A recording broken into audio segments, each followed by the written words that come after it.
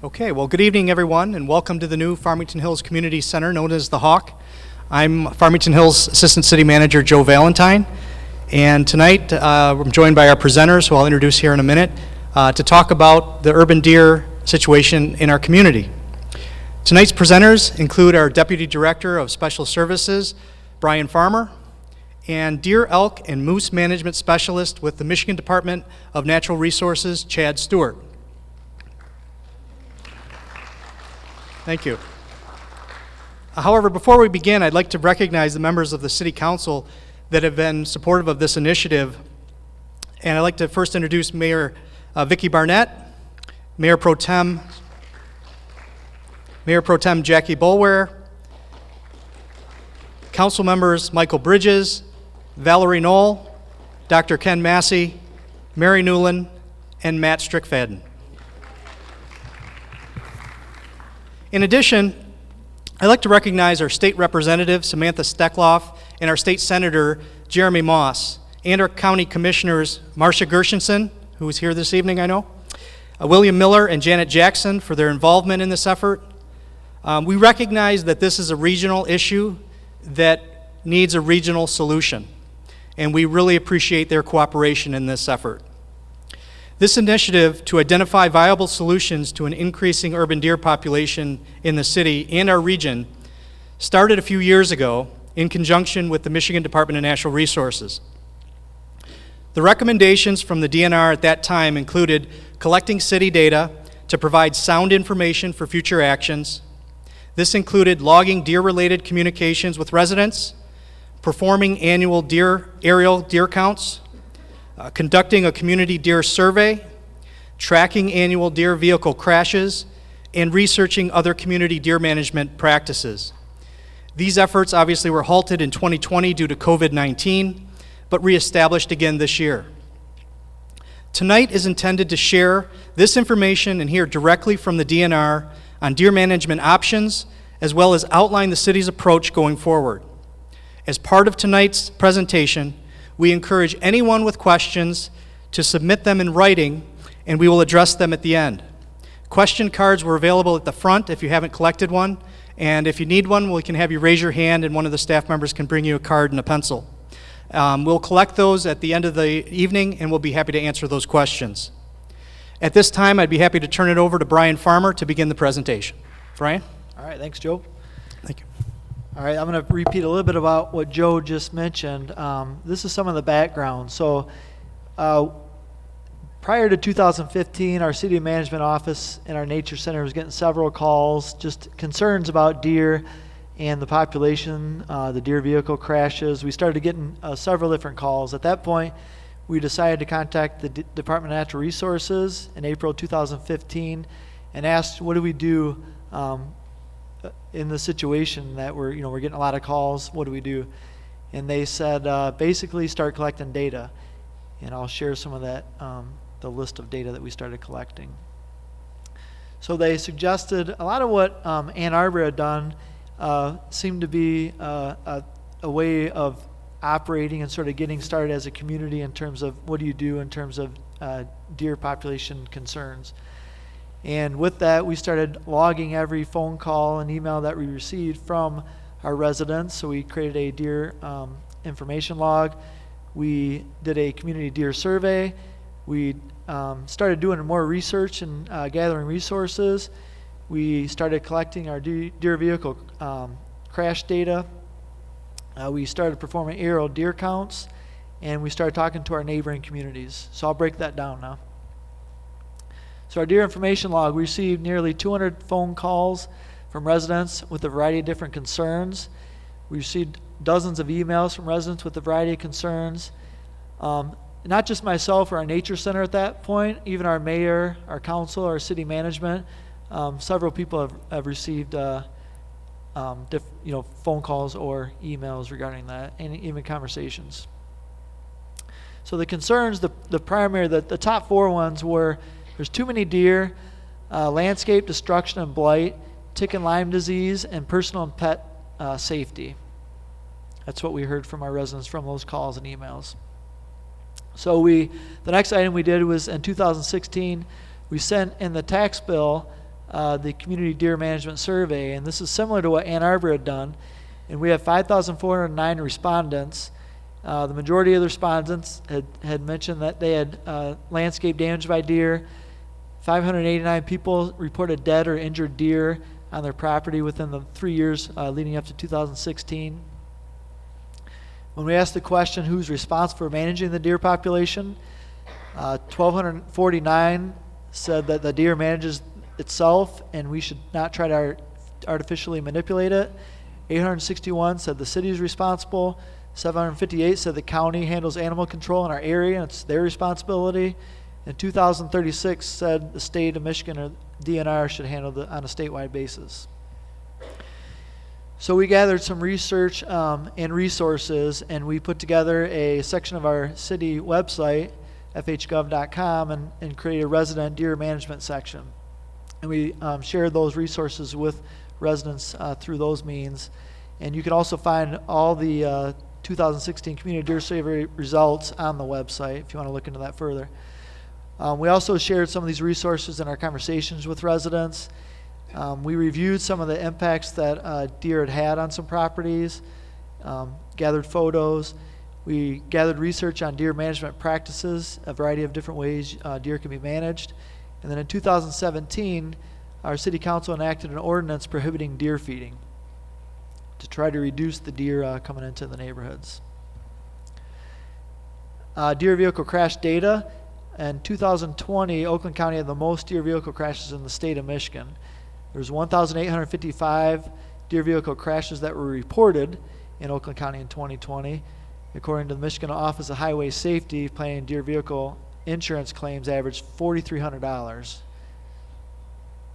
So here's a map of the locations where deer vehicle crashes were reported. And you can see the darker spot, Oakland County, that's the most deer vehicle crashes in the state. So here's some of the deer vehicle crash data in Farmington Hills. Over the last 7.5 years, we've had 605 dead deer in the city of Farmington Hills that DPW has picked up. And you can see the numbers in 2014, 53, 2015, 53, 2016, 63, 2017, 83, 2018, 98, 2019, 105, 2020, 98, and as of July 21st, 2021, there was 52. We began performing Aero deer surveys in 2016. That started helping us collect the data in terms of, did we see a population increase when we perform those Aero deer counts?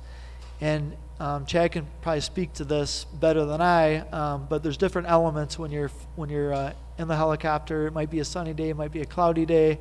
It depends on the the wind speed and how fast the helicopter moves into the wind or against the wind. A variety of different reasoning behind your counts, but basically you're not going to get 100% of the counts when you do the Aero deer count, but you can see there was an increase for the most part. So 304 in 2016, 425 in 2017, 602 in 2018, 370 in 2019. We did not perform an Aero deer survey in 2020, and in 2021 there were 729 deer. You'll see a map of that now. So what the Aero deer surveys do provide us is really where the deer are mainly concentrated in our community. And you can see that on this map of how the deer are charted. You can see the sort of the north central section doesn't have as many deer, and that may be based on the density of the community. So what we found was, mainly you're finding these in wooded areas and river corridors, a lot of the deer population. The next thing we did was we met with neighboring communities. We talked to them about, are they having concerns as well? We had a meeting again with the DNR in 2017 with a few communities just to discuss the idea again and propose the idea of a regional deer management plan, and maybe that's the way to go versus city by city, and that's why we're here today. We communicated with city leaders on the impacts of deer in their community, and we started collaborating with Southfield on performing their aerial deer counts in 2018. They also started collecting information the same way we have since 2015. So we are doing that in a similar fashion. You can see Southfield's aerial deer count. They had 869 deer, so a few more deer than we did, or just over 100 more deer than we did. And then when you put those together, and this is part of the reason for a regional approach versus community by community, because the deer will cross the boundaries. We had 1,598 deer when we combined the two communities. Then when you put the two maps together, Farmington Hills, Farmington, and Southfield, you can see sort of a pattern that, and these are more of the wooded corridors and the river in those highly populated areas. So deer per square mile, this map sort of can break it down. You may not be able to see it very well, but Farmington Hills has as many as 80 in the 11-mile Farmington area, and then Southfield has as many as 98 in the Inkster 11-mile area. So the conclusion is the deer population is growing based on our data collection since 2015. The highest deer population is found in the wooded areas and river corridors. The deer population is a local and regional concern. When we talk to other communities, we obviously found that others had the same concern. The data collection, we will continue to do that and collecting data. And what is the plan of action? So our action plan, the Michigan DNR management plan that exists now stipulates that this plan does not outline operational details of a deer management in Michigan. Operational details will be specified at regional levels within an adaptive management framework in which specific management methods are routinely adjusted and updated as local conditions, technology, regulations, and other aspects of management change. So with that, the City of Farmington Hills decided to adopt a resolution pursuing a regional approach to urban deer in Oakland County. We propose that we work together with the DNR, Oakland County, and regional communities on an effective regional deer management plan and identify solutions and available funding to implement a successful deer management plan for Oakland County.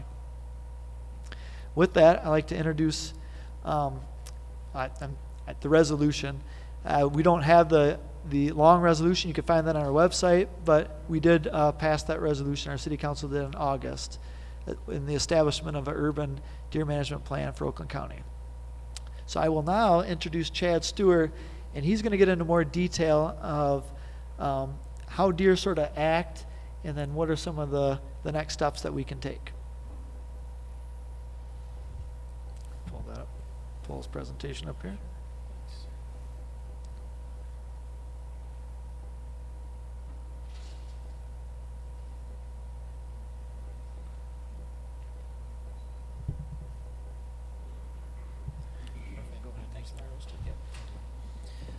Well, I don't know if you guys can hear. Is that okay? Okay. Thank you, Brian. Thank you, Joe. It's a pleasure to be here tonight. I guess I don't really like talking about myself, but it's probably warranted here, at least in terms of an introduction. So, you know who I am. I've been my title's a mouthful. It's a Deer, Elk, and Moose Management Specialist for the Michigan DNR since December of 2014, so a little over 6 years. Prior to that, I was a deer biologist in Indiana. I was there for about 8 years. So what a deer biologist does at a state level is really talk about a lot of the policy, regulations, and management associated with deer on a statewide level. Before that, I had a bunch of different experiences in a whole lot of realms in what we'll be talking about tonight. So I spent 3 years working at the Smithsonian Conservation Biology Institute in Virginia. Some of the research there was on like a contraceptive drug called Spayvac and porcine zona pellucida. So I have experience with that. I also spent about 4 months as a sharpshooter for a nonprofit independent organization in an urban situation, and then obviously in my role here with the DNR, both in Indiana and Michigan, we've overseen urban managed hunts and whatnot. So I've got some experience in working with all sides of the spectrum with urban deer. And I think that's important to lay out, that it's not just a hunting side or a sharpshooting side, but I've also got some non-lethal contraceptive, experience in my long ago past at this point. I guess I wanted to start off the conversation today with talking about just urban deer in general. And it's not a unique situation to Farmington Hills. It's not a unique situation to Southfield, to Novi, to any of the communities in this area. It's not even a unique situation to Michigan. There are urban deer conflicts all throughout the country and really all throughout the world. And that's especially true when you talk about a white-tailed deer, which is obviously the deer that we have here in Michigan.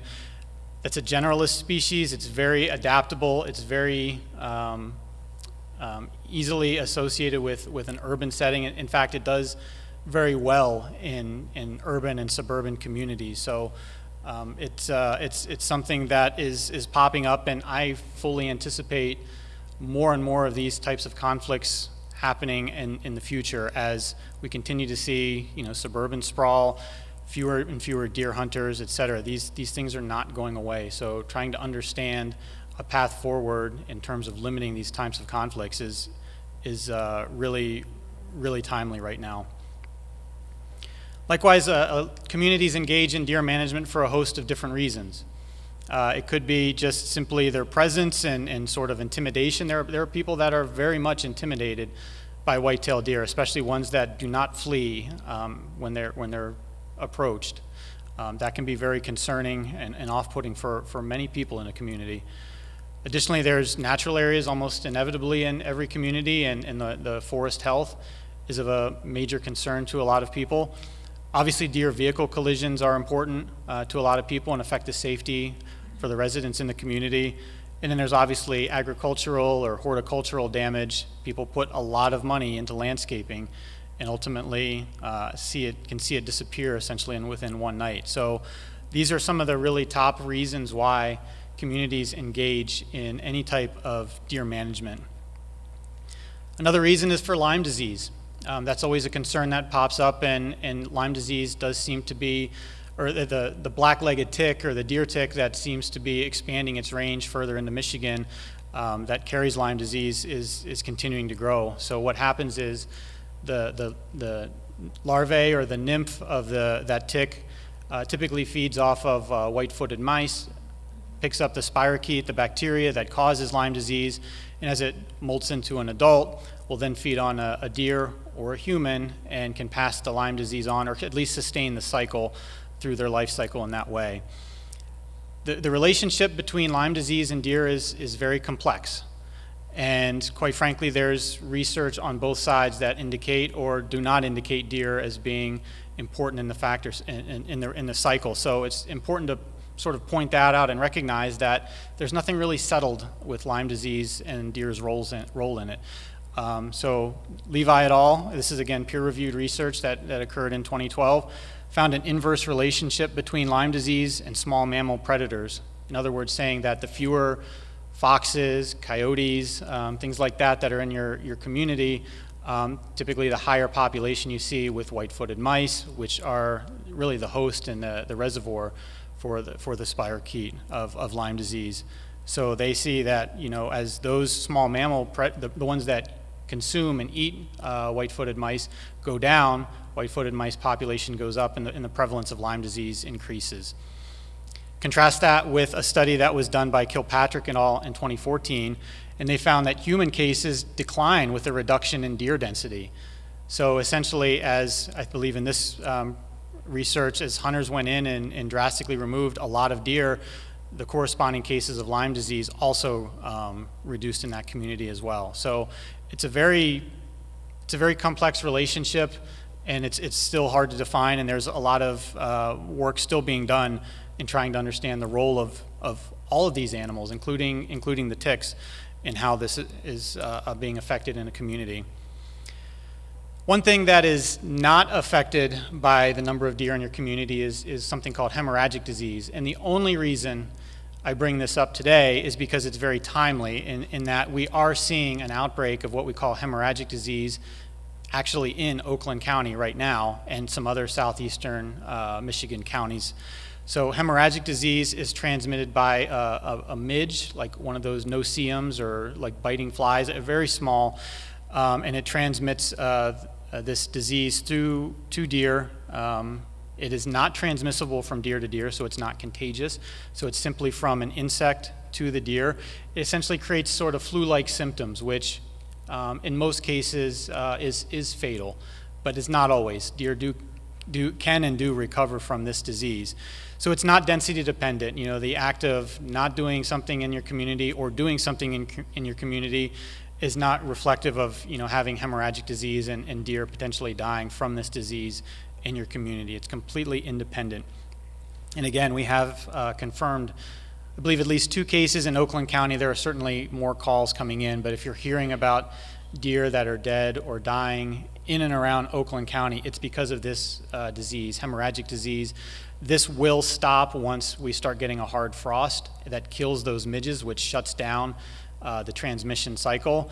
And typically the deer that are living, which obviously most of the deer will survive, you know, it's not going to take out half of your deer population, but the deer that survive and go on to next year will have some type of immunity built up in their system for a couple years. So you're not going to see an outbreak like this for a while. So it's usually a one-time seasonal type disease that pops up.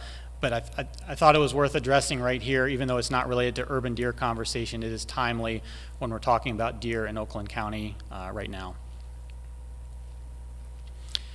I want to talk about some of the characteristics of urban deer specifically. And it's not that urban deer and rural deer are different species. They're obviously not. But there are factors that are going on in an urban setting that certainly influence some of their life history that is really important and to understand. Specifically, it's important to know that deer are extremely reproductive animals. So what we see in an urban setting is that there is a lot of nutrition involved for deer. There's a lot of clover and lawns, there's a lot of landscaping involved, there's a lot of vegetation around for them to eat. And so we've seen, reproductive reported as high as 1.8 fawns per adult doe, and this is obviously averaged out through the entirety of the population. So very high for even adult does, including yearling and adult does. It's also important to note that in white-tailed deer, there's no reproductive senescence. So essentially, they will continue to have fawns, most typically twins, year after year after year, every year, for their entire life. They don't shut down their reproduction. So if you get animals that are long-lived, which we do see in many cases in urban settings, higher survival rates in an urban setting compared to a rural setting, and again, we've seen it reported as high as 87% annual survival rate. What you typically see is a population that's set to expand very, very quickly. We also see home range sizes that are a little bit smaller in urban deer compared to rural deer. And the reason for that is they have all of the basic needs or requirements they need to get through the year in a much smaller area. So they don't have to expend a lot of additional resources and calories covering a broader area to meet their food, water, shelter sort of demands that they need for the entire year. They can get it in a much smaller area. Unfortunately, if you're experiencing conflicts in those areas, you know, the deer are typically going to be visiting and frequenting those areas more frequently. So you're going to see them a lot more frequently because of those smaller home ranges. To give you an idea of the reproductive capabilities of white-tailed deer, I don't know if anybody's familiar with the George Reserve in Michigan. It's not too far from here, but back in 1928, a study was done and 6 deer were introduced into this fenced facility. It's about a 2 square mile facility. So in 1928, 6 deer were introduced. You can see there were 2 males and 4 female deer. By 1934, there were 180. And by 1935, there were 222. So in a matter of 7 years, they went from 6 to 222.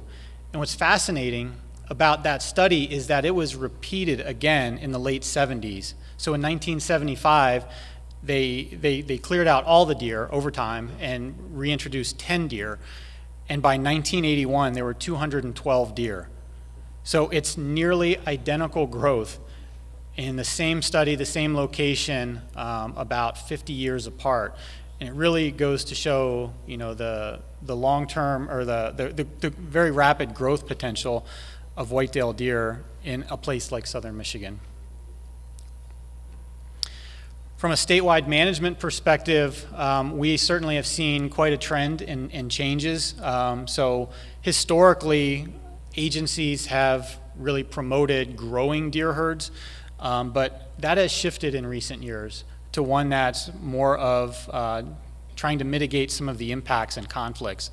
And certainly if you look up our Michigan Deer Management Plan, that's one of our primary goals, is to try to manage deer, certainly at levels where they're sustainable and they exist, but we understand that deer are not distributed evenly on the landscape, and we want to keep their numbers in check so they're not causing so much conflict in certain areas where we know that they can then grow.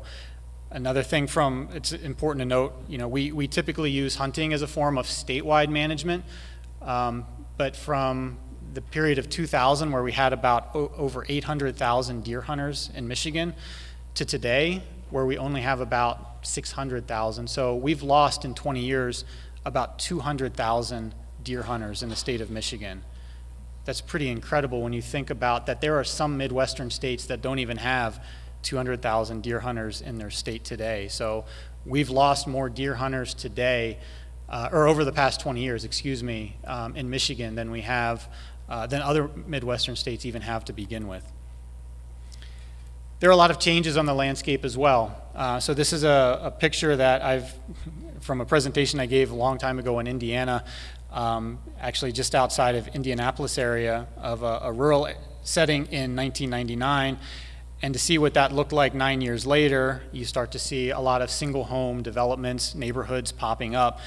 And certainly what that does is it takes obviously an area that was probably largely large acreage farms, family farms, where there's probably hunting in that sort of rural community, and turns it into a place where hunting is certainly almost not happening now and probably not able to happen, but you're creating a refuge essentially for deer while you're also incorporating a lot of additional lawns and food sources for the deer as well. So two things I want to talk about and concepts that I want to try to go through really quickly here are this idea of carrying capacity. And certainly if you're engaged or have been engaged in any type of wildlife management or deer management, this concept probably isn't unfamiliar. So carrying capacity, biological carrying capacity, essentially means how many individual animals can your habitat support. So certainly, if you have, say, a square mile area, you put one deer in that area, you know that deer is probably going to be living just fine, very healthy, very fine. You start putting 2 in, 3 in, 4 in, 5 in. At some point, it's going to start slowing down, and at some point, the deer are going to be crowded to the point where it's not going to be, healthy for them, or they're not going to have the same level of fitness because there's going to be too many individuals in that area. Now, what that space is and what that number is very hard to define. It's very difficult because it changes seasonally. It can change from square mile to square mile. It's very difficult, and I'm going to talk about deer numbers in a little bit and what that means, and certainly what it means in relation to urban deer management. The other idea, the concept of carrying capacity, is social carrying capacity. So this is different than how many deer can be supported in a habitat. This is how many deer will people tolerate in an area. Those are two different numbers, unfortunately, because if they were typically the same, a lot of the conversation would be a lot easier to have in some of these communities. So this was a really great graph that was put together by a researcher at Michigan State University. His name is Dr. Sean Riley. I asked him for this, and he allowed me graciously to use it, but it's sort of a theoretical situation that, what you can expect to see in a community like Farmington Hills, like somewhere else in the southeast Michigan. And what you see is, over time, your deer population, as much as we would love to set it at a level and sort of forget it and manage it at that level, populations fluctuate over time. So what we see here when it first starts is, the deer population that's just starting to grow. And where it's below that green horizontal bar essentially that's saying that there are so few deer there that it's obviously well below biological carrying capacity, but there are different values and opinions within your community, as indicated by acceptance capacity 1 and acceptance capacity 2. Everybody thinks that there should be more deer. But as it creeps into the green line, suddenly the people that are in that green level of acceptance think that there are just the right amount of deer in your community. Meanwhile, there are others in the community in the blue that think we could still have a few more deer here. I'd love to have more deer. And as it continues to go further up into the blue, now all of a sudden the people that were previously thinking that we need more deer suddenly think we have the right amount of deer here. I'm happy with the deer that are here. However, we've left behind the people that are in the green. Now there's too many deer for their liking. As you see, as it approaches biological carrying capacity, the population will probably come down a little bit. And that's typically because the deer literally eat themselves out of house and home. They've consumed the amount of available resources in their area. It drops off, the deer herd drops off a little bit, and that allows the habitat to recover some, and you start to see it grow a little bit more. So again, you start to see it go above biological carrying capacity. The population will decrease pretty substantially because it cannot support that many deer. And suddenly you get into this differing acceptance values again. So this is really what we're we're talking about here when we talk about urban deer management in a community. We're trying to balance different levels of acceptance capacity with biological carrying capacity as well. And it's a real challenge because two of those three things are almost always not met at the same time. So I'm going to go into some discussion on some management options. And again, I'm not going to highlight any sort of support or opposition for this, and I'll talk about why I'm not supporting or opposing any of these things right now, simply because there's more in the conversation that's going to come up that's talking about community-based deer management, which I'll close my talk with, and I think that's going to serve as a kickoff for the conversation moving forward. So most communities, even if you're not doing anything, you're doing a management option, which is essentially no action or response. And that is certainly an option that is available to any community. But there are, just like everything else that we're going to talk about, there are pros and cons that are associated with that. The pros are, this might seem like a compromise. There's a lot of different opinions on what to do with the deer population in a community. So trying to find this sort of sweet spot, and maybe that sweet spot is not doing a lethal removal program or not doing an expensive non-lethal management program and just simply not doing anything. Certainly doesn't cost anything to not have an action, but there are cons associated with this action as well. Some people are going to view this as a complete inaction with community leadership. Another thing is if you're seeing any type of conflicts, the chances of those conflicts resolving themselves is probably unlikely. So if you're seeing continued your habitat being degraded, it's probably going to continue to be degraded. And again, what you're seeing here in a picture is what we call a browse line. So it just so happens that the leaves on those trees correspond with the very uppermost reaches that a deer's mouth can reach.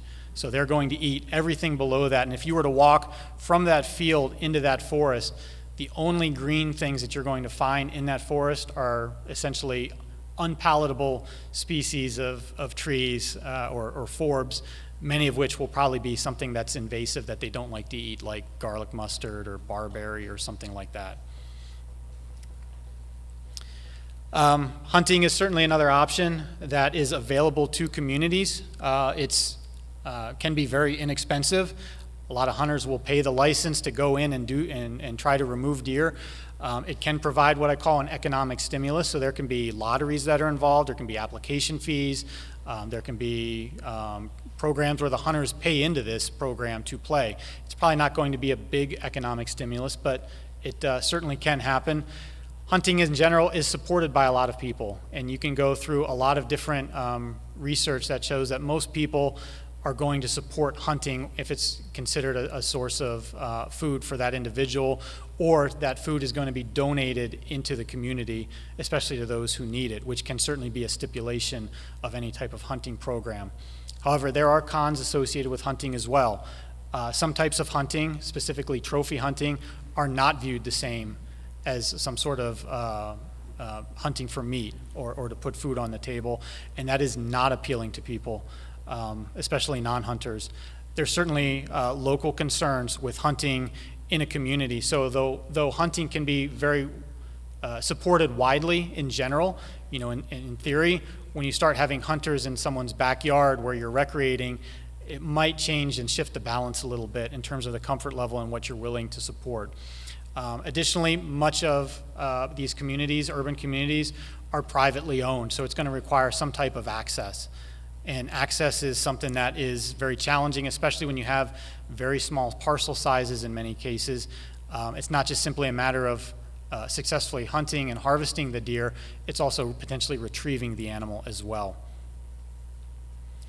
To talk about, I think Joe touched on this earlier, we've been having conversations about deer in southeastern Michigan, specifically in urban communities, for a very long time. And back in 2017, we experimented with expanding our archery season. So typically in Michigan, if you're not a hunter, archery season goes from October 1st to January 1st.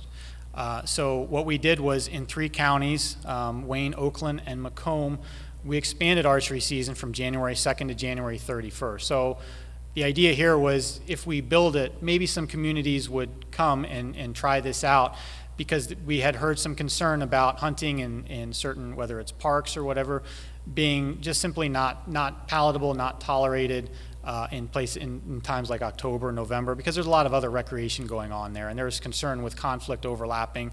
Certainly as you get into January, there's probably less recreation occurring in some of these more publicly owned places.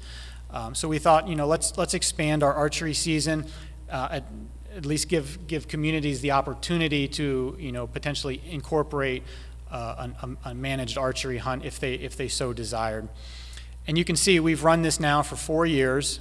We tried it on a 3-year trial basis with the regulation set to sunset in 2019. We found that we looked at this data and proposed it to our Natural Resources Commission, and they approved to get away with the sunset. So we actually have this archery season available to us in these 3 counties, for indefinitely now. You can see when I talk about expanded antlerless archery harvest in each of these 4 years, the number each year varies, and that's the time frame where hunters, these are licensed statewide hunters, harvested antlerless deer each year. And then compare that with the 3-county area for the regular season archery harvest, and then the total antlerless harvest, which is antlerless deer that are taken through other means, specifically with firearms and whatnot.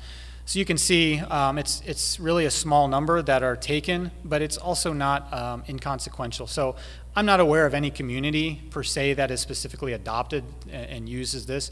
This is probably all just happening through individual hunters just taking advantage of additional access in areas where they already have that opportunity. I'm not aware of any community, again, that has developed a specific urban archery management program because of this regulation. So I think that's worth putting out there. Another thing that comes up is sharpshooting. And certainly this is a choice that a lot of communities decide to move forward with. It does reduce deer populations very quickly. I also have on here as a pro, it is safe. And my caveat with that is if you go with an experienced individual or group. A lot of communities go with the United States Department of Agricultural Wildlife Services. They do these shoots in communities all across the state. A spotless safety record in any of these cases. However, it is expensive. It does cost a lot of money. This is not like getting into the yellow pages, which I don't even know if the yellow pages exist anymore. Everything's on a phone, but going into the yellow pages and finding an electrician or a plumber where you have a lot of choices, there are not many people that you can look in the yellow pages and find that have experience in removing deer from an urban setting. So it is a highly specialized skill, and obviously takes highly specialized equipment as well. And it's obviously very controversial. There's obviously a lot of concern with firing firearms in an urban setting, regardless of the skill of the individual doing it. Another management option that comes up frequently is trap and relocate or trap and remove. I will tell you right now that the Michigan Department of Natural Resources will not entertain a trap and relocate management strategy for any community in Michigan. There's really two reasons for that. One is that the actual act of trapping a deer is very stressful, and then moving it to an area typically does not tend to result in very high survival rates for those individual deer. So it's just not a really good, what I would call, humane outcome for the animal. Two is we have disease concerns as well. So we have a disease called chronic wasting disease in the southwestern part of Michigan that we know of. We're going to be doing testing to find out if, get a good idea if it's expanded into other areas. We also have something called bovine tuberculosis in the northeast. Both of those are contagious diseases that can be passed from deer to deer. And in the case of bovine tuberculosis can be passed from deer to cattle and vice versa. So when you trap an animal and move it, you're not only trapping the animal, you're trapping any associated affliction it may have with it. So that's a risk that we're just simply not willing to take. So that is not on the table for discussion from the department's standpoint. However, trap and removal certainly would be, and again, there are pros to that. You're not firing a projectile. Some communities have ordinances that prohibit, the discharge of firearms, whether it's a firearm, or I've even seen projectile ordinances, which means you cannot shoot an arrow. So this is one way that you can get around that by trapping the animal and putting it down while it's in the trap. It does remove deer from very difficult areas where you certainly could not use a firearm or an archery equipment to remove that deer anyway. The cons however, there is high stress associated with the actual capture of the deer. I talked about that. This is not an inexpensive endeavor. This is very expensive to undertake. And as I said, relocation is not allowed in the state of Michigan, so it would have to be a trap and removal approach if we're talking about that. Another topic that typically comes up is the idea of contraception. So contraception, specifically immunocontraception, again, you're not firing a lethal projectile. This is a non-lethal way to essentially control the biological reproduction in the animals, but it does not remove the existing animals. So you can, these immunovaccines are very effective at preventing fawns from being born into the future. However, this is expensive, and it does not remove deer, which might be the problem currently. And there are difficult, if not impossible, to achieve results in free-ranging deer herds. To date, most of the research associated with these contraceptive vaccines have only been even marginally successful in a closed population, like a fenced-in facility, or on an island setting. You do not see very much publication, or any really publications of these programs working in a free-ranging setting where immigration can be accounted for. I do want to talk about the two primary vaccines that are available currently, I guess, in the world, and in our country. First one is called Gonacon. Gonacon is a federally licensed, actually it's approved by the EPA as a federally licensed pesticide. So what Gonacon does is let me back up, I'm sorry. So from a reproductive standpoint in deer or in mammals, your hypothalamus releases what's called gonadotropin releasing hormone. It's produced in the hypothalamus, and what it does is it stimulates the release of what's called the luteinizing hormone or the follicle stimulating hormone in your anterior pituitary. Now, the luteinizing hormone and the follicle stimulating hormone drive sperm production and follicle development and ovulation in females. So what Gonacon does is it creates antibodies to your gonadotropin releasing hormone. And what it does is that prevents the stimulant response of luteinizing hormone and the follicle stimulating hormone. And what that does is it leaves your animal in essentially a non-reproductive state. So the brain is basically, the vaccine or the antibodies are essentially blocking the chemical cues in a deer to essentially enter a reproductive state in a deer. So they essentially just remain non-reproductive. Now, based on the information coming out of, and how it was approved by the EPA to administer Gonacon to a deer, it has to be hand injected. So that means you have to capture the deer and inject it with a syringe into the muscular tissue. They require a multi-year booster, or multi-year efficacy is required with a booster. So this is not a one-time thing where you inject it into the animal's, typically thigh, and let it go. You have to capture that animal again and give it a booster shot for it to remain effective, in multiple years. The main thing that's important to know about Gonacon is because it's a federally licensed pesticide, it has to be approved by the Michigan Department of Agricultural and Rural Development for use in Michigan as a pesticide.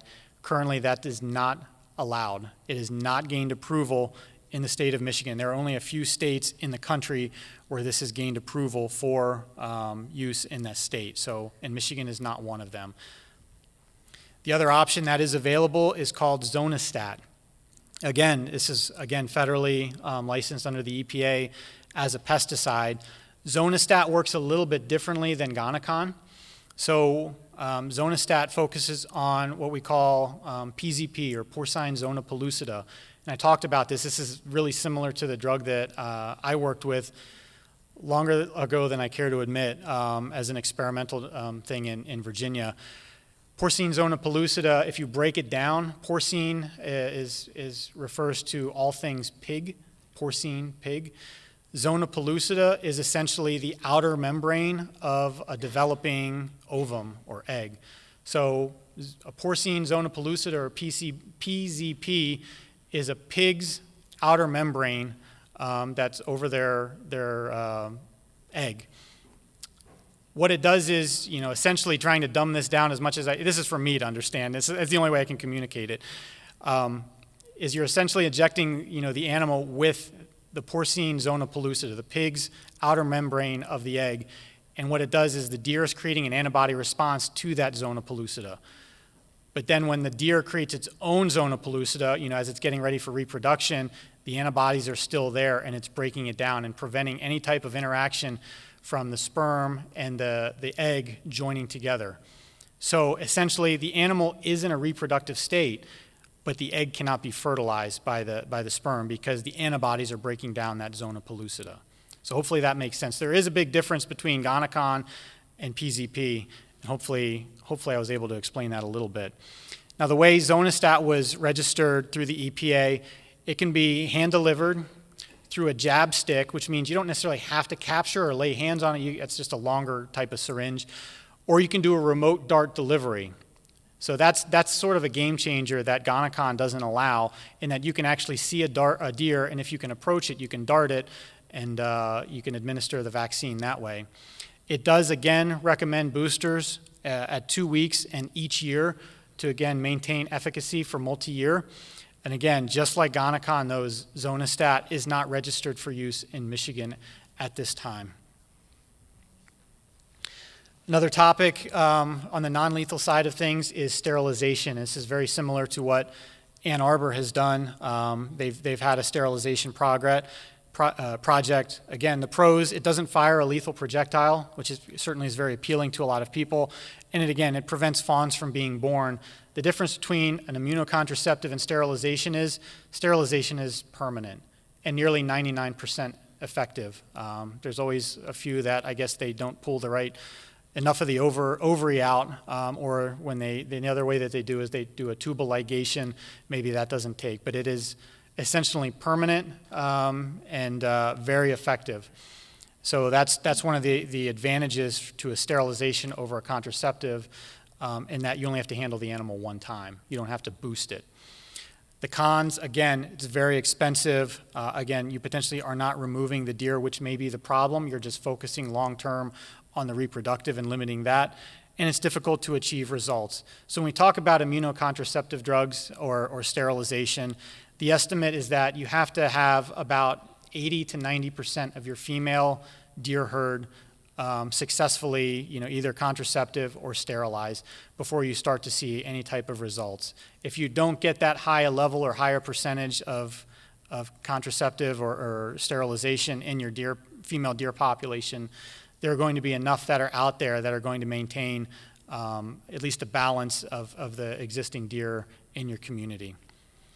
Again, Ann Arbor has a sterilization program. We call it a sterilization program because that's what gained the most, notoriety, the most press. It's also important to note that they had a lethal component to their management program as well. They did incorporate sharpshooting as well. There is a summary report available, but one of the things that came out of the sterilization program in Ann Arbor was that our legislature passed a prohibition on the sterilization of any game in Michigan under Public Act 390 of 2018 until at least April 1st, 2022. So even if a community came to us today and said, we want to do a sterilization program, we could not authorize that program at all because of this act that was undertaken. Now this is April 1st, 2022. This is essentially set to expire. We have to do a more formalized report, I believe, at the end of December to talk about the findings from Ann Arbor and any sort of broader research. I don't know what the future would hold for sterilization in the state of Michigan. There certainly has been legislative action taken against sterilizing game in the state of Michigan as we currently see. They could let this sunset and go away, or they could take action on this and prolong that time frame. I don't have a crystal ball, and I don't know what would happen in the future with this topic. Another management option that does come up occasionally is reintroducing predators. And again, I guess I have to kind of talk about, the pros would be, well, there's an opportunity to return historical species to a range that they currently had. The cons, it's obviously could be socially unacceptable to a lot of people, very expensive, and there's complicated interactions that require studies. Again, this is not something that the DNR is going to entertain. Specifically, if we're talking about having an urban deer management committee or an urban deer committee, I would imagine an urban mountain lion committee would be just as contentious as deer. So this is not something that we're going to be entertaining. I hate to burst anybody's bubbles on that. Another topic that comes up is fencing and repellents.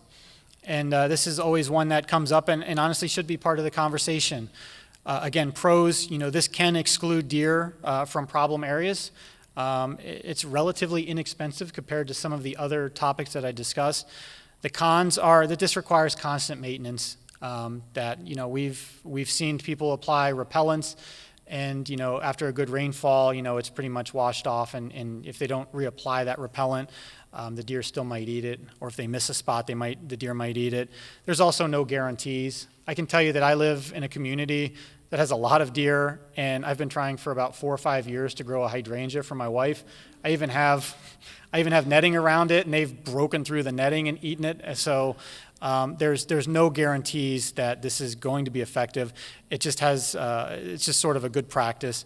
And again, if you're having a community-wide problem, this is certainly not going to solve it. This is more of at the individual basis that people can go. So that's really what we have in terms of the options that are available to us. Unfortunately, there's no panacea that you can point to and say, this is the one that we're going to go to easily, because it's cheap, it's effective, it's publicly supported. If there was one that was like that, none of us would probably be here today. So this is what it takes a little bit more challenge. So I'd like to pivot a little bit into this concept of community-based deer management and decision-making. And my colleague, she's a social scientist, her name is Dr. Emily Pomeranz, graciously allowed me to give part of this presentation, and this would make a lot more sense if she was here to be able to communicate this, because this is certainly more in her wheelhouse than it is mine. I'm more of a in-the-field biologist kind of person. I'm not as good with some of the social science things where she is, one of the best in the country at. But she graciously let me go through this. So if there's any sort of confusion or miscommunication from this point on, I completely take ownership to it. It's not based on what Emily would say, because I'm sure she would say it in a much more consistent and coherent way than certainly I can. But I will do my best to talk about this program and this concept, which she was instrumental in developing in her time in New York. So, there's a lot of questions revolving around where to start with deer management and in a community, and every community goes through this inevitably. I can tell you that it is undoubtedly a process. So even though that I talked about all of those different management actions that are potentially available to us in the first part of our conversation, that is not where the conversation should start when a community enters into a urban deer discussion. In some ways, urban deer management is very similar to other high-profile contentious issues in every community. In working with a community in Indiana, Bloomington, where Indiana University is, one of the employees for the city that was tasked with working on this, she said to me that I never thought I would see a topic that was more divisive than the no smoking in a restaurant ordinance that we passed, and this one sailed right past that one. So this is right up there, and a lot of times when someone's getting into public governance, this is one of the last things that they're thinking about in terms of what's a conflict in a community. So setting up a process is really important from the onset. Otherwise, it's a real challenge to get this to work. So this community-based deer management sort of set aside these 4 different phases in terms of how to set up a program, how to make decisions through it, how to work through it, and then how to evaluate it, which is important and often overlooked. Move on to the next one. So some of the key components that are outlined in community-based deer management is, one, you've got a structured process for making community decisions, and that includes incorporating multiple and diverse perspectives. So I can promise you that if you set up a deer management group and it only has hunters on it, it's not going to be well received. That's something that is really important to try to account for the diverse perspectives in the community, because they all, in some way, need to be represented. But the individuals that are representing, even though they might be diametrically opposed, they're all in the community together, and there has to be some sort of openness and understanding to each side, and some sort of shared understanding for the goals and the objectives, to try to have some sort of acceptable solution that's good for the community. That's really important. And the other thing that has to be understood is this is an ongoing process. This is not something that you're going to work on in 2020, 2021, 2022, and then it's done and you can just sort of wipe your hands of it and walk away. Like, this is something that is going to have to be done year in and year out, especially as you consider evaluating the program.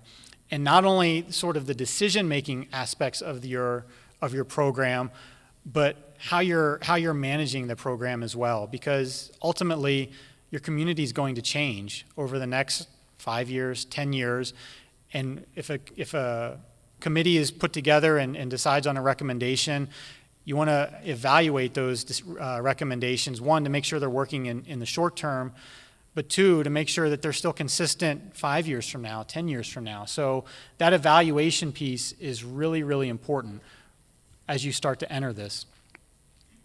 So just talking through phase 1 is defining the problem. And this is an important step and really sets the foundation for all of the next steps that come, because a lot of people want to go into the solution. But what's really important is you have to define the problem first. And as Emily wrote here, one of the most important things, and like we advised and Joe talked about and Brian talked about, we advise gathering information, assessing what your trends are, and essentially trying to define the problem. And that doesn't all have to happen at one time, but it has to happen sort of earlier in the process. Gathering the information, the data that has already been started to happen here in Farmington Hills is really important because it sets a trend in terms of how you know the impacts are happening within your community. It's not even just a 1 year piece that you can have and say, well, that was 1 year, this is what we have, let's jump into it, let's go and sterilize deer, let's get some hunters in here and start killing deer. It's just 1 year. Having a trend allows you a much better ability to sort of understand what's happening in your community over time. So the questions that we ask, that communities should be asking, are what are the problems that are occurring in your community? Are there just, where are the problems occurring at? Are they in the northwestern quadrant? Are they just in this one community? When are these problems happening? Is it just in the fall? Is it throughout the year? Who is being impacted by this? Is it just people in this neighborhood? Is it people widespread? Is it drivers? Is it the forest, the understory? And what is the severity? You know, are people simply having their hostas browsed, and then next year again, when they grow again, they'll try again, and because they want beautiful hostas? Or are people contracting Lyme disease? Are people getting in deer vehicle collisions and being seriously hurt or worse? You know, there's different scale here that we need to talk about, and the community needs to identify what the problem is. So some of the information we think is important to gather is, you know, polling your residents, you know, talking with them and trying to get their understanding of what's important to them, tracking things like tick-borne illnesses and deer vehicle collisions, setting up some sort of reporting system for, you know, unacceptable agricultural or horticultural losses, or even monitoring deer browse in your native parks or your forest areas. Those are all things that can be really helpful in sort of understanding what your problem is. The next thing you get into is decision making.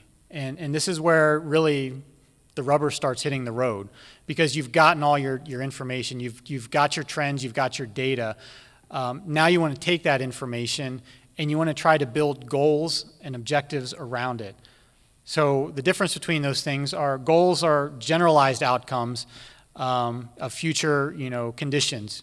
You know, maybe a goal is we want fewer deer vehicle collisions in our community. That's great. But you want to try to also quantify that too, and that's maybe where the objectives come in. So that's much more specific and much more measurable in terms of achieving your goals. So specifically, we want 50% fewer deer vehicle collisions by 2025. You know, you also want to try to set something that's very realistic. And then as you set your goals and as you set your objectives, now you can start framing your management actions to your objectives so they actually meet a little bit. You know, I was talking earlier, if one of your actions is we want to have a healthy native understory in our parks, in our forests, that's great, but like then you don't take the action of changing the fence height for your ordinance, you know, to go from 6 feet to 8 feet, because that's not going to necessarily translate into an impact that achieves your goal. So aligning your actions with your objectives and your goals is very important. So one of the things I wanted to point out is this example in Hopewell Valley. And you can see that they sort of addressed the deer vehicle collision piece, and I'll let you read that, but I'm going to talk a little bit about the first half, and this is part of their deer management program. And I think the reason why Emily put this in there is that it's extremely spot on. So I'll read it, and it says, success should be measured by stated impact reduction goals and not based upon measured deer population size.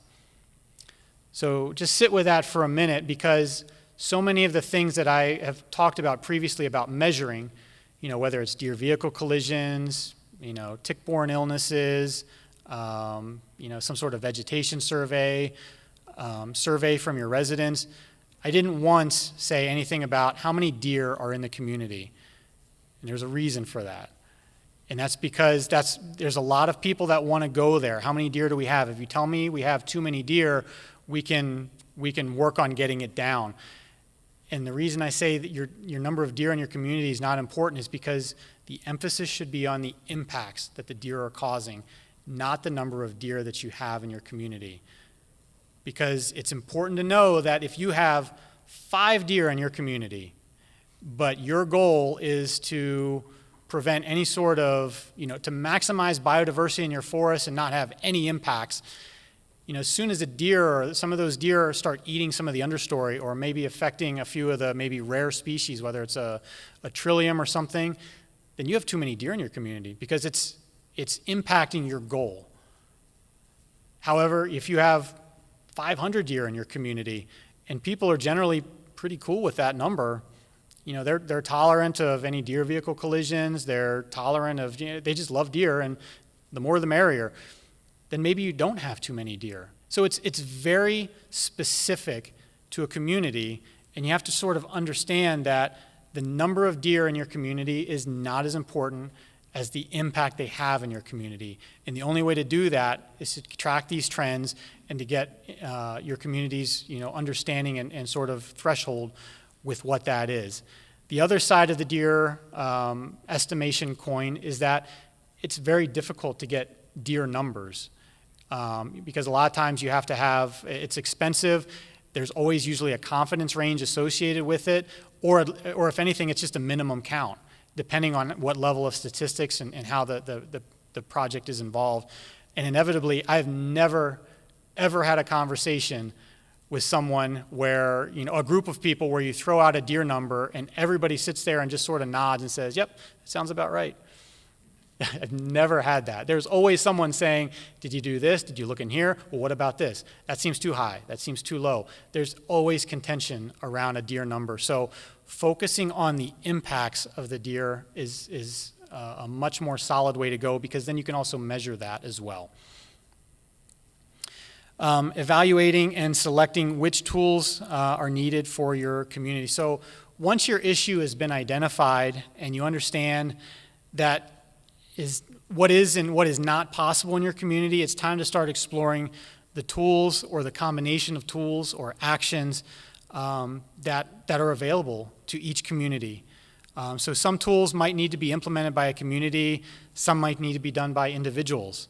The tools have varying costs, efficacy, and timelines, and the community needs to understand what that looks like and the combination, and which combination is right for them.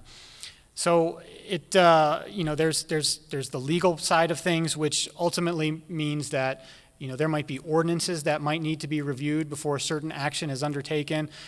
There's municipal budgets that are included that may or may not account for some type of urban deer management, and if so, depending on what it is, that means some other service might have to be cut out a little bit, and that might be unacceptable to the community. I'm not touching that one. So there are a lot of things that are included that go into these decisions, and not every decision is going to be right for each community. Then you get into implementation. So once the decision is made, you start actively doing it. So we recommend the development of a deer plan, and again, the more detailed this can be, which usually means the more transparent your plan is, and that means the more that people will understand it. So obviously the summary, the background, identifying the problem, the goals, the objectives, the management actions that are being recommended and undertaken, any type of monitoring, et cetera, the budget that's incorporated. All of these things are really, really important that go into the implementation phase. Again, and then selecting your management action as well. So you've got public safety concerns that are obviously going to be addressed, your legal and regulatory authority, evaluating, and then any sort of resource limitations that you have. And that could be monetary, that could be staffing. That certainly should not be overlooked. And then one of the most important pieces is evaluation and adapting. So if you're going with a lethal approach, certainly monitoring the number of deer that are being harvested, the amount of time it takes or effort that it takes to harvest those deer, and how that's removal of those deer is directly affecting your monitoring or your goals or objectives. That needs to be understood. We talked about deer population and how that can be costly to estimate. It can be difficult to estimate, and how it not necessarily linked to some of the impacts that you could be doing. So we certainly can talk about that, and if a community wants to move forward with that way, we can certainly provide guidance and recommendations. It's just not necessary to do. To to have a successful urban deer program. Another thing that should be monitored through over time, this is again once your program has been implemented, is any sort of complaints that are coming into the city, how that varies based on previously, any data compared to tick-borne illnesses, deer vehicle collisions, deer browse, your resident surveys. And again, all of this is, sort of based on what the goals and objectives are. So you can pick and choose what's most important and most relevant to each of your community. Finally, are you achieving your goals? So the process you have in place, have you been seeing the response that you desire? If you haven't, then you sort of need to revisit and talk about some of the actions that have been taking place and maybe changing things up. This is where the adaptability comes in. And what will you do when you achieve your objectives? How will you maintain or impact your population levels? So there's obviously sort of a management program that sort of gets you to where you might need to go. Hopefully that's successful. But then there's sort of hopefully like a second phase, which is a sustaining part of your program as well, which could be very different than what it looks like to get to the point where you're at. There are a lot of resources that are available online. We're happy to talk with you about any of these. This deeradvisor.org has a lot of this community-based deer management information available to it. Aviddeer.com sort of talks about setting up any sort of vegetation surveys, so that can provide guidance as well. There are a lot of other communities that have deer management plans. I would encourage anyone to go through that. And then finally, just as, my information, I'm always available. I have a website, a phone number, and I have various social media outlets that I can approach by as well. I just wanted to sort of conclude by saying I applaud Farmington Hills for taking this initiative and trying to start this regional conversation. And I believe if there are questions, I think there's a little bit of time that I'm happy to try to answer any. So thank you. Let me just say on behalf of the community, thank you for your time this evening. It was a very informative presentation. We certainly appreciate that. Thank you. And with all the information that's been presented this evening, we do anticipate that there are some questions. So again, we did present the cards. If you have questions, you want to write them down. Staff, and we just ask that if you write them down, send them to the end of the aisles. We'll have staff come down the aisles and collect the cards, and then we'll present those questions to the presenters this evening. So we'll take a little break if you want to fill out those cards, and then we'll be by to collect those shortly. Thank you. Okay, we'll get started here shortly. Thank you all for submitting your questions. We'll try to get through as many of those as we can this evening. The first question, I think it's probably a good start-off question to kick this off, is what is the city's plan? So as we listen to the presentation this evening, there's a due diligence process that the DNR has recommended that effectively the city has followed, which isn't a one-year program, it's a multi-year program in collecting the information and data, and Brian spoke to that earlier. Now we're in the process now of finalizing that due diligence period, and we'll be engaging with the DNR to pursue the options that have been presented this evening. We're also facilitating a regional coalition of communities because we recognize, and it was shown in the data that Brian had presented, this is not necessarily Farmington Hills deer herd, this is a shared deer herd within multiple communities. So we know Southfield has a part of that herd, West Bloomfield. So we really need to work together to find those solutions that work for our communities collectively so that deer herd is managed collectively and not individually. So that process is ongoing. We're continuing with our due diligence here, and we'll have more, we'll have another meeting, a public meeting, to present more information on this effort as things progress. So that's kind of where we stand at the moment. The next question. If none of the contraceptive options are registered for use in Michigan, why are contraceptive options even discussed?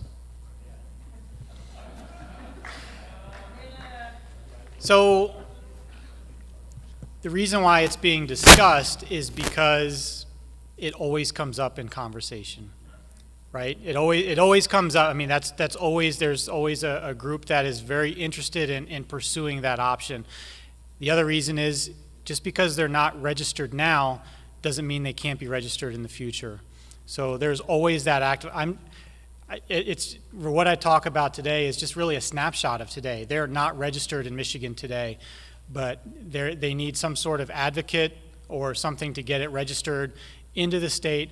I'll be honest with you, because that's a Department of Agriculture, process. I'm not familiar with how that's done, but there are pesticides that are registered in the state, I'm sure every year, and if somebody advocated for that and got it registered, that could certainly be an option moving forward. But as of right now, I think it's fair to set the guidelines that they are not registered today.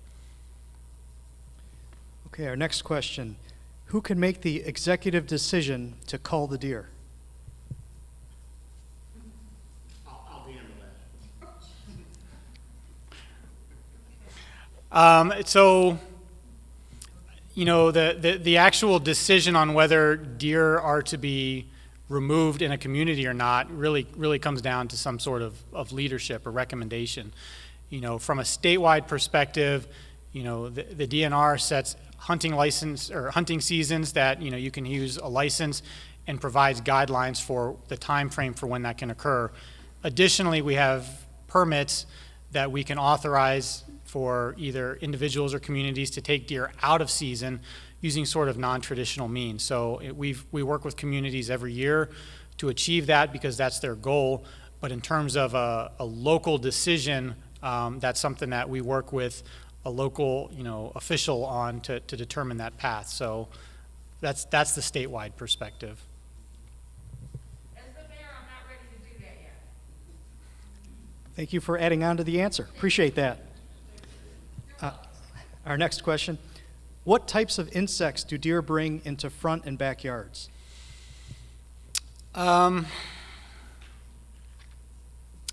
So that's an interesting question. I'm not sure that there would be.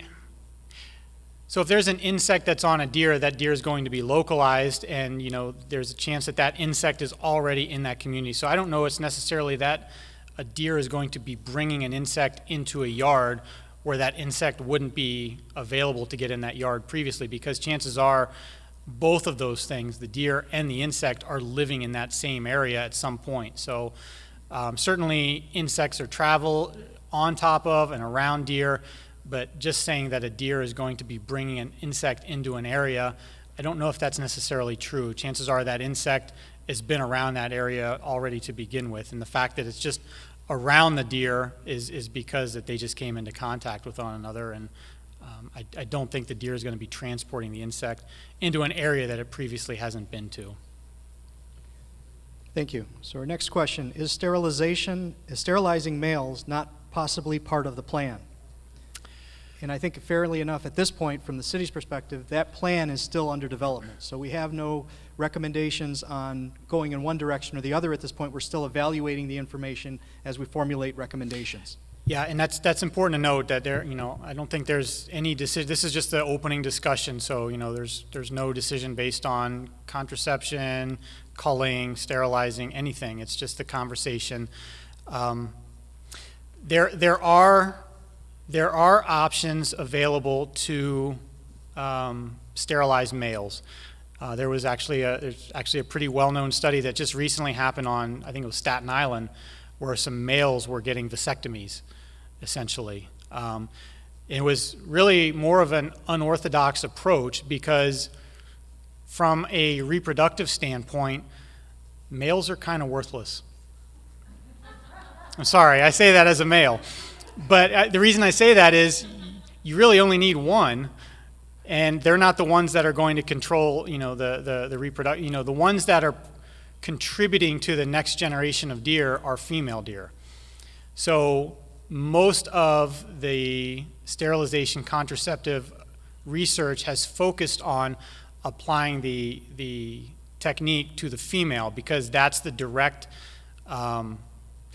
link between them, for fawns.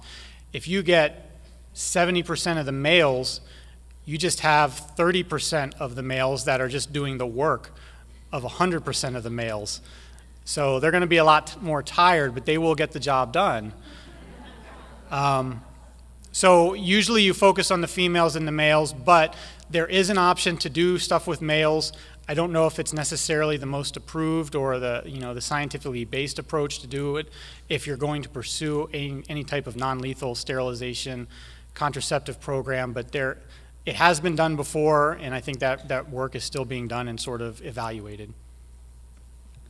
Learning something new. Males are not needed. Keep that in mind.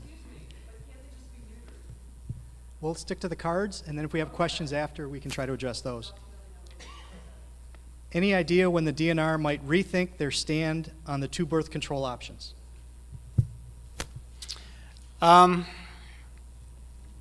guess it's hard to. I mean, I don't know if there's enough context with that. So, we understand that it is a technique that is available in some communities, but right now it's not available in Michigan because of the limitations to the two drugs that are out there. So, if those were available, certainly that's something that we would have to at least consider if a community came forward to discuss. But right now, it just hasn't been an option. So I'm not sure if I can answer that fully because it's not a realistic option today. Okay. Next, the deer appear to be adapting to eat plants that were previously considered deer resistant. Is there a degradation in the quality of meat that might be donated during a cull event? Is the venison edible? Yeah, so that you typically do see that deer are essentially not picky eaters, but they do have preferences. So they have things that they will very readily consume and are highly palatable. And then there are things that they'll eat that is certainly not their preference, but if they're hungry enough, they will go towards it. As long as they're getting enough calories and nutrition, really what they're consuming, especially in a community like Farmington Hills or Southfield or wherever, is not of a concern in terms of venison quality or anything like that. So certainly the deer that we would believe the deer in this community would certainly be fit for consumption or donation for consumption, and that's regardless of what their diet would be. What about the Pfas?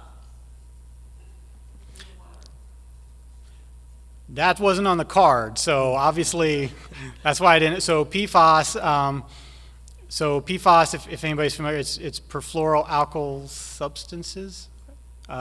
It's a longer word than I think I can pronounce, but there are certain spots in the state that there are types of advisories because of PFAS. So specifically, we have a do not consume advisory up around the Oscoda area right now. Oscoda being up in the northeastern part of the state. And that's associated with the PFAS contamination and the sampling that was done out of an area called Clark's Marsh, where we did find, specifically the Department of Health and Human Services found PFAS at levels that exceeded what they recommended for consumption in at least one deer. We've not identified deer in other parts of the state that have those same levels of PFAS. So we do not have any other restrictions on consumption in the state out for PFAS. Thank you. Next, does the DNR provide facilitation of a deer committee? That's a really good question. We do have facilitators, and this is a topic that I think we'd have interest with. So I would hate to commit to something, but I would say that there is certainly the potential for either someone in the DNR or someone that we work with very closely. For example, we work very closely with several individuals with Michigan State University Extension, and they have some excellent facilitators as well. So I think that's for further discussion. I think that would be potentially an option that we could pursue, but I don't know if I have the authority to commit to that right now, but I think there would be a lot of interest in that, mutual interest. Absolutely. I believe there is mutual interest there, so appreciate that. Yep. Next, can we download this presentation? If so, where? And the answer is yes. Tomorrow we'll have this presentation available on the city's website. We have a Urban Deer page set up, and we'll have it included on that page on our website. And what is the next step in this process? The next step in our process will be to collect those individuals, the communities that want to participate in the coalition, and start the dialogue with them on moving forward and evaluating these options. How expensive is it to sterilize deer? So there was just a publication that came out just this week, and I've only read part of it because came out like Tuesday, I think. But it was actually had some Ann Arbor information as well as some other communities. The number that I saw, because they had some breakdowns from costs for sterilization within each community, you're starting at about $1,000 a deer. And I saw it in some communities as high as $2,000 per deer. I think a lot depends on how many deer in the community, how approachable they are, in terms of how close you can get to them for darting. But I think at ground floor, you're looking at $1,000 per deer. But there's a moratorium on sterilization, correct? Through April of this year, through the public 22, upcoming year, sorry. Okay, next. People think deer wasting disease transfers to humans. No data supports this. Can you ease people's fears? So I can try. There is no connection between chronic wasting disease and humans. That has not been identified. There have been several studies that have looked at that. There is, I'm not a personal health. I'm not a health person, so we sort of defer to the guidance from the Centers for Disease Control and Prevention, the World Health Organization. Those organizations recommend that if you have a known deer with chronic wasting disease, do not consume that animal. Despite there not being a risk, they recommend not consuming an animal that's known to have chronic wasting disease. And I believe they're simply applying the precautionary principle in that circumstance. So the precautionary principle meaning basically, if there's a level of uncertainty, err on the side of conservatism. Basically do not eat a CWD positive deer despite there not being a connection between deer CWD and any type of variant CWD. Is that the same with bovine tuberculosis?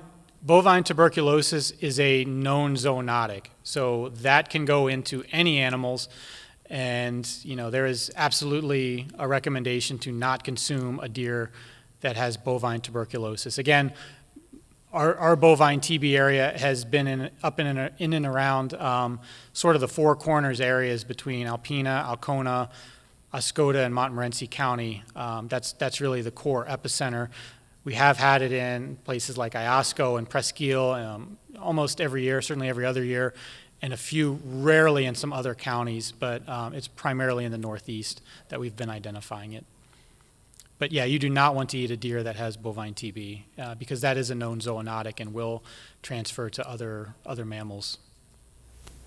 Okay, next. Just as cats and dogs are humanely put to sleep, can we do the same for deer?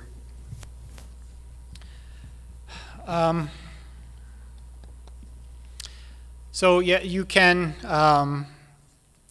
dart a deer. You can anesthetize a deer with a dart gun. They have drug mixtures that are very effective at putting the animal down.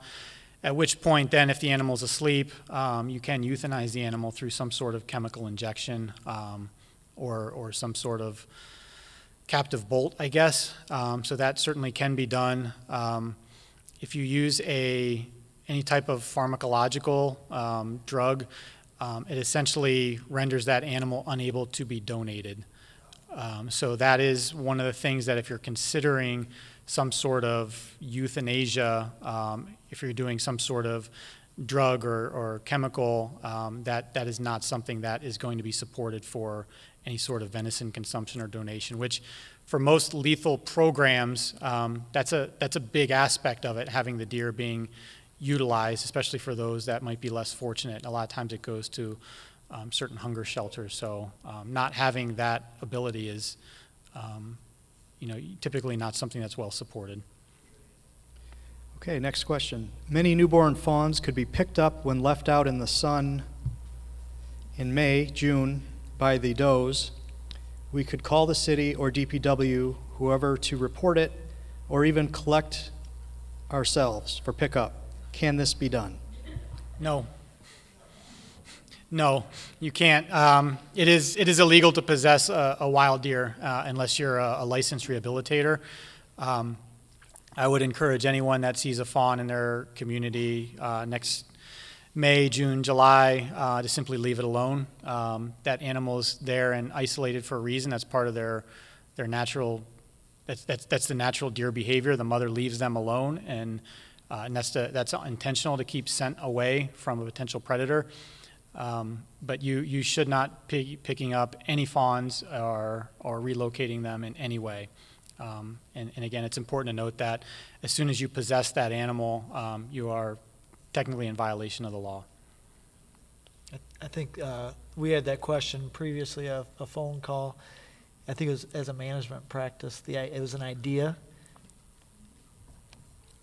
As an idea to manage the population, to pick up that was the conversation I had with the individual, and I believe they spoke with our city management as well, asking that. I'd just sharing an idea. Yeah, I'm not. I guess I'd want to learn more about like what the idea. But I think sort of. What would you do with the fawn? I mean, are you euthanizing the fawn right then and there? Are you moving it to another location? If so, where are you moving it to? I think there's a lot of questions that would probably go into that, and I would err on the side of advising against that right now. Next question, bait piles of contraceptives.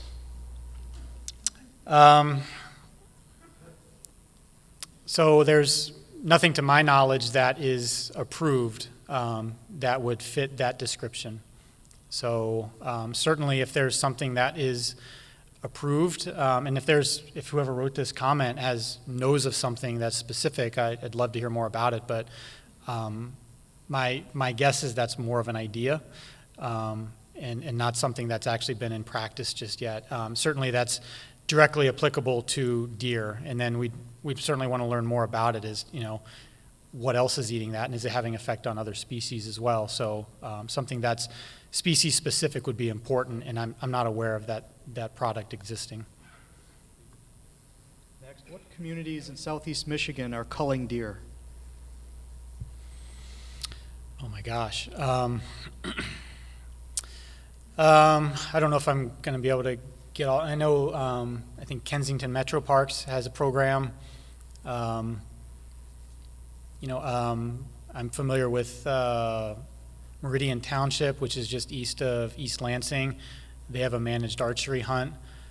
I know Mount Pleasant has done some stuff. As you get onto the Lake Michigan shoreline, I believe there's a few out there that have done some things, but yeah, obviously Ann Arbor, thank you, Brian, has culled deer. There's a list that we maintain. It kind of changes from year to year, and I think we're happy to bring people. Tecumseh has done some culling of deer in southeast Michigan. So I'm happy to talk with communities about that and get them in touch with other communities that have maybe undertaken that to see what their experience has been. So the second part of that is, what frequency of events did that occur? Once a year? Once every 2 years? Yeah, it depends on the community, honestly. Some communities are still in what we call a reduction mode, so they're going out and doing it every year. Other communities are more in a maintenance mode, where maybe they're going out once every couple years and just taking a few deer out. So it's very specific to each community, and I think a lot also depends on the budget and the municipal budget that's available for each community too. So sometimes that changes, and that's I've been involved with communities that's an easy line item strike when they're developing their budgets for a year. So, Do you know of any community or communities that have successfully implemented an action plan that doesn't cost the community residents? that doesn't cost, I'm sorry, I missed the last part. Doesn't cost the community residents. Doesn't cost the community. Doesn't cost the residents anything. I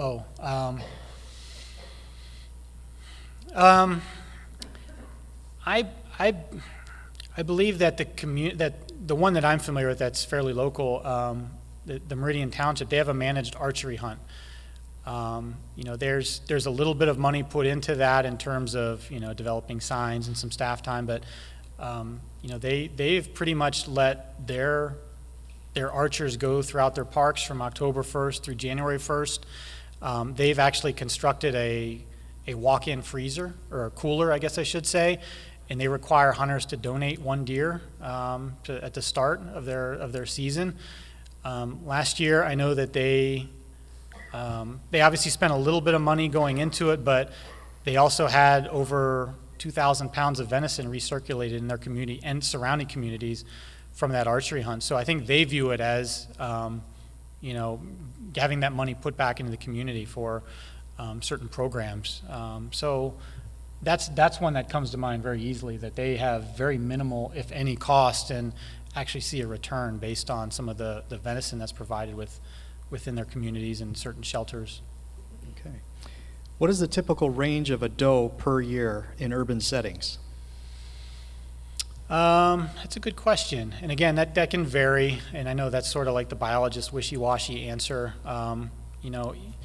You can, usually a really simple standalone thing, even in a wild population, you're looking at sort of a generalized thing, saying like maybe a square mile. If a deer occupies a square mile, and then in an urban setting, it might be less than that. It could be a half a square mile.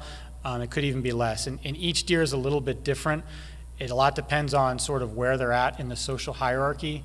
Some of you probably have seen some does are more bossy than other does, especially if you're around a feeding site, which baiting is not allowed, but we know people do it.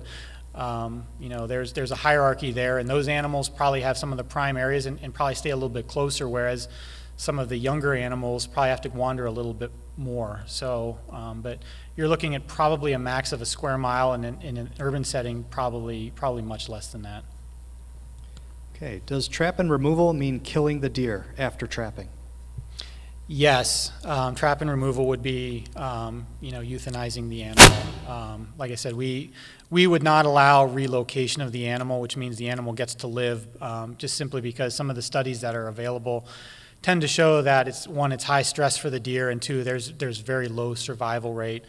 So I'm not sure that would be the most even humane course of action for that individual deer as well. So we get a lot of comments for why some hunters in the Upper Peninsula want the overabundance of deer in southeast Michigan brought up to the Upper Peninsula, and they also want some of the wolves from the Upper Peninsula brought into southern Michigan, and we obviously are not entertaining either one of those things for two very different reasons. Okay, next. Why can't a licensed hunter harvest a deer on his or her property? This would be an acre of land. They from the state's perspective, they can. If you have a deer license and you are so you're a licensed hunter, you have the right equipment in the right season. From the state's perspective, there's nothing preventing you from harvesting a deer with that equipment on that property. It's important to note that there might be local ordinances that prevent you from doing that. So if you have an acre of land in a community that has a firearm ordinance, it's probably not a good idea to go out hunting on your 1 acre in firearm season and shoot a deer, because you're going to get into trouble with at the local level. But at the state level, you're legal. So that you have to understand that there's two different levels that you have to essentially be clear on. And to be clear, Farmington Hills does have that ordinance prohibiting discharging a firearm in the city. Yep.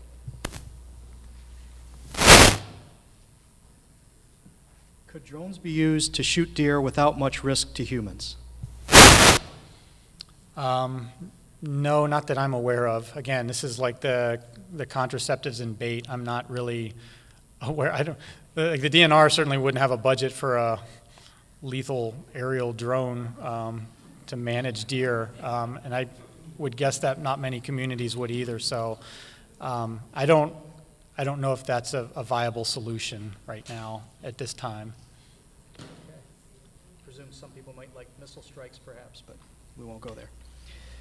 Have you considered land management options that prevent encroachment upon natural lands? The core issue seems to be humans expanding into deer territory through unfettered development and population explosion. Are there any plans to address this? Yeah, so that's a really good question, and that's I think one that's really important to note that. So in my presentation, I just really focused on deer management techniques, activities, whatever you want to call it. There's a lot of other things that could be done, from either a land management or whatever, that aren't necessarily classified as deer management actions, but still could help alleviate deer conflicts. So when we talk about habitat manipulation, land management, anything like that, I think all of those things should be considered and are on the table for discussion, especially as whatever group gets into this a little bit more deeper. So I think it's a really good suggestion, whoever wrote it. I think it's something that's worth pursuing. It's just trying to align it and making sure that it aligns with sort of the goals and objectives that we talked about, that whatever the community or communities that are on board with this, everything aligns up very well, and you're trying to meet that action, or meet that goal, I'm sorry. Okay, why can't you dart, tranquilize, and neuter the males? What would the cost be? I guess sort of like what we talked about with the vasectomies. There are ways to render bucks essentially sterile.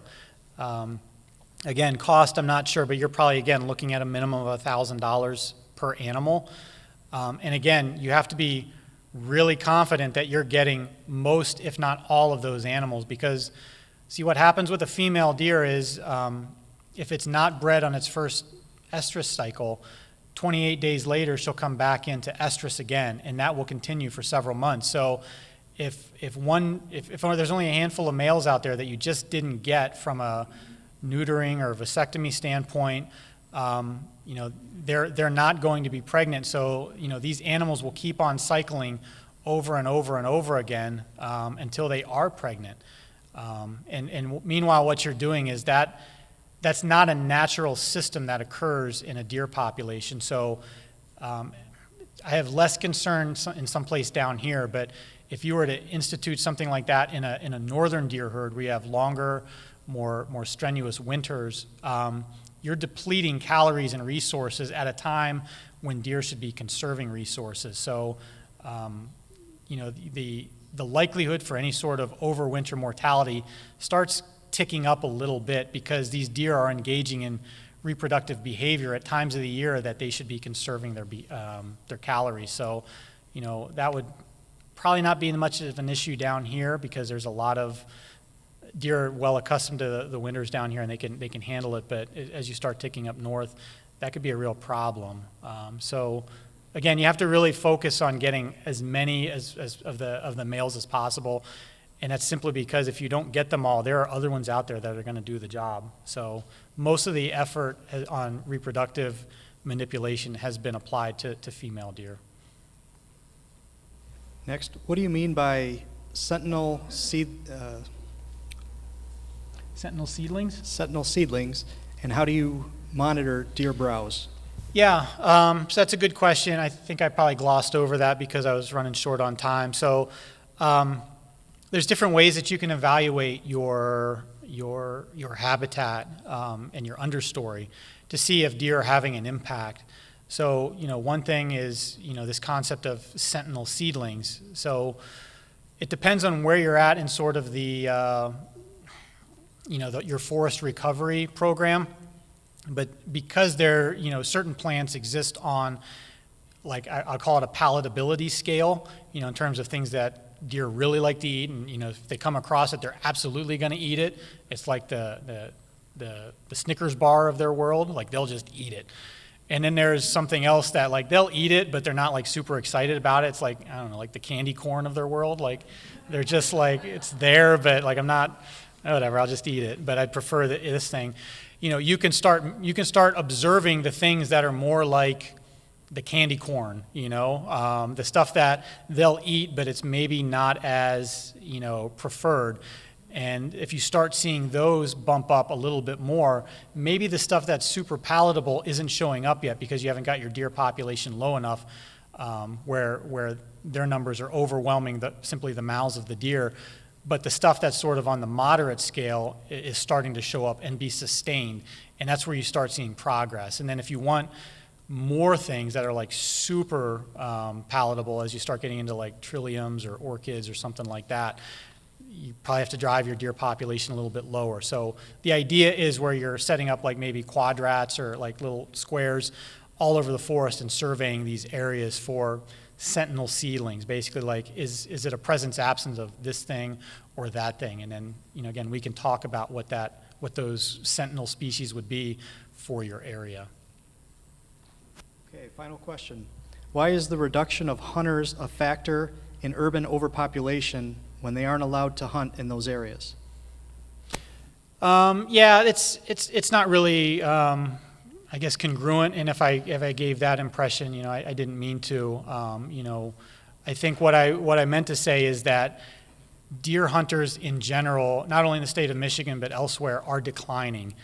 We're not seeing the level of interest statewide in the number of hunters that are in their teens, 20s, et cetera, as the previous generation. So as those previous generations, the ones that are, you know, in the late 50s, 60s, 70s, over the next 10 years, next 10 to 20 years, start to age out, there's not the backfill of hunters behind them that are younger to sort of take their place.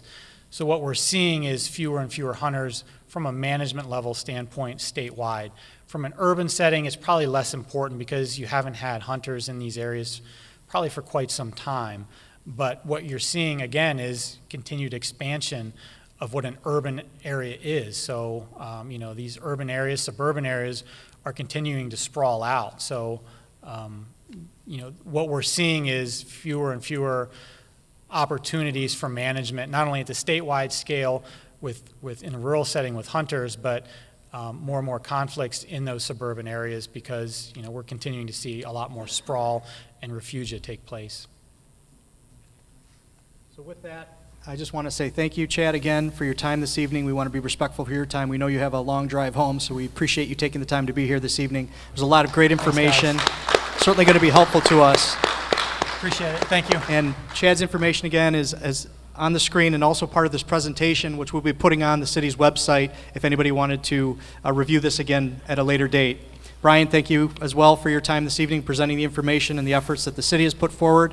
We will continue those efforts. We'll continue to share information, and we'll continue to have these types of forums to share the information that we are considering as we move forward. So thank you all for your time this evening. Appreciate the input and the questions. Have a great evening.